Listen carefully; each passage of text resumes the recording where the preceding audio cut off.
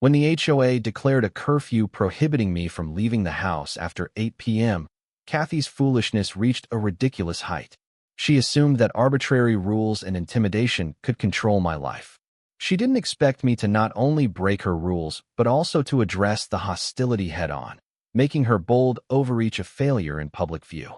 I chose to go outside in the early evening, knowing full well that she had enforced a curfew. The sun had almost set, the streets were deserted, and the air was heavy with tension from past HOA disputes. Kathy and her go-betweens were already on guard, anticipating instant obedience, terror, and surrender. Her boldness believed that planning, foresight, and individual power could be superseded by regulations supported by strict enforcement.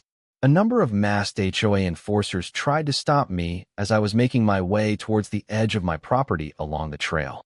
They moved in a concerted, hostile, and intimidating manner. Kathy, who was observing from a distance, thought the confrontation would go quickly and smoothly. She misjudged my capacity to convert her audacity into liabilities as well as my readiness to do so. My response started with observation and confinement. I maintained my distance while carefully examining their locations, equipment, and possible points of attack. Security cameras and personal records captured every action they took, guaranteeing a comprehensive evidence record, documentation of their illegal activities. Kathy's boldness, which she used to control obedience, was now a liability.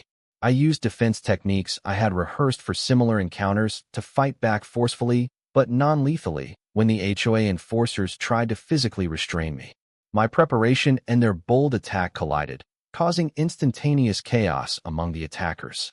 Confidence was replaced by panic, and intimidation was replaced by confusion. I reported an unlawful altercation to law authorities at the same time.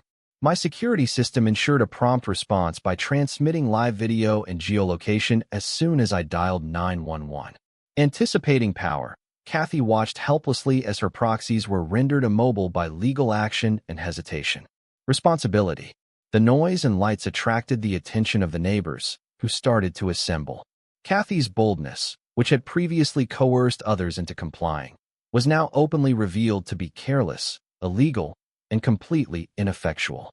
Her agents, who had only been taught to carry out her commands, found themselves torn between harsh orders and the possibility of facing legal repercussions.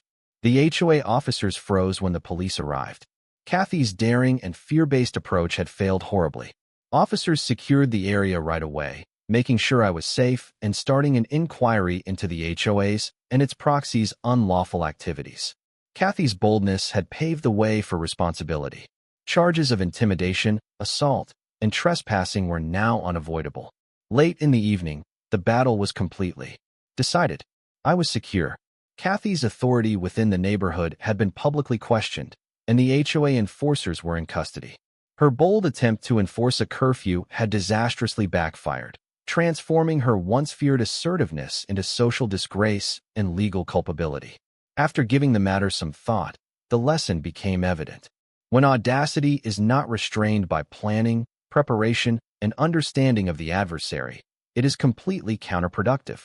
When met with preparation, power, and purposeful action, Kathy's continual overreach, from intimidation to criminal enforcement, always ends in failure.